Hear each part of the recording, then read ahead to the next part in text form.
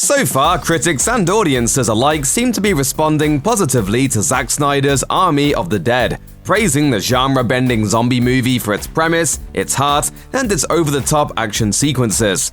The story follows a ragtag group of mercenaries led by Dave Bautista's Scott Ward, as they travel through an undead-ridden Las Vegas in an effort to retrieve a mountain of loot from a casino vault. One of the most important members in this carnage-causing posse is Mary Ann Peters, a cigar-chomping helicopter pilot who's tasked with safely flying the team out of the city after the mission is complete. 100% I'm in, yeah.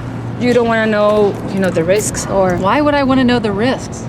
Originally, the comedian Chris D'Elia was supposed to play the pilot character in Army of the Dead, but he was fired from the movie after becoming the subject of investigations into alleged sexual misconduct. While D'Elia denies any wrongdoing, Snyder and company had no reservations about replacing him. In a recent interview with Vanity Fair, Snyder revealed that the decision to replace D'Elia was a fairly easy one. He also believes that Tig Notaro's presence did a lot more than just make some distance between the movie and D'Elia's scandals. In fact, Snyder said that Notaro's performance brought a whole new unexpected dimension to the film.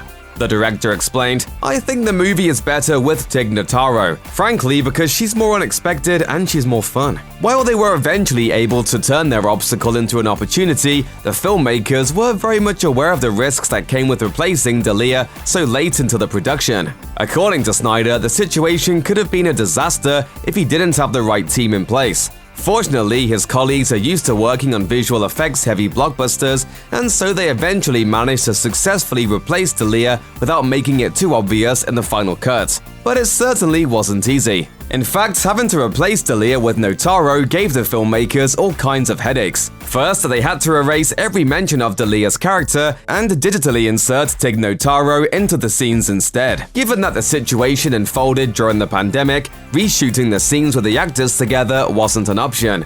So they had to get creative and spend a lot of money. During her interview with Vanity Fair, Deborah Snyder revealed that the cost of adding the new actor was equivalent to the entire budget for Army of Thieves, the upcoming prequel to Army of the Dead. However, both she and her husband credited Netflix for doing the right thing by putting their money where their mouth is. Notaro's own health issues also posed a problem for the Snyders and their crew. As a cancer survivor, it wouldn't typically have been advisable for Notaro to make any movies during a pandemic. Indeed, Deborah Snyder admitted that Notaro was nervous about her health potentially being compromised, but she pressed ahead with the project anyway, and thankfully didn't encounter any issues during the shoot.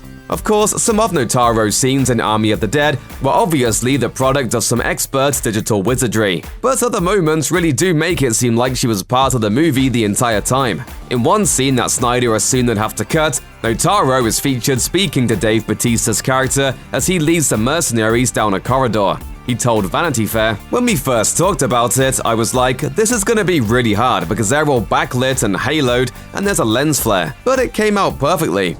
I'm not trying to be the bad guy. We should be incentivized to let him die. Funnily enough, while Bautista and Notaro have some surprisingly great chemistry with each other in Army of the Dead, the former WWE champion still hasn't been formally introduced to his co-star. While speaking to Vulture, Bautista said that he feels like he has a connection with Notaro due to the power of their scenes, and it bugs him that they still haven't been acquainted. He said, "I feel like I should know her, I want to meet her, and I want to hug her and tell her how amazing she was in the film." Check out one of our newest videos right here, plus even more Looper videos about your favorite movies and TV shows are coming soon. Subscribe to our YouTube channel and hit the bell so you don't miss a single one.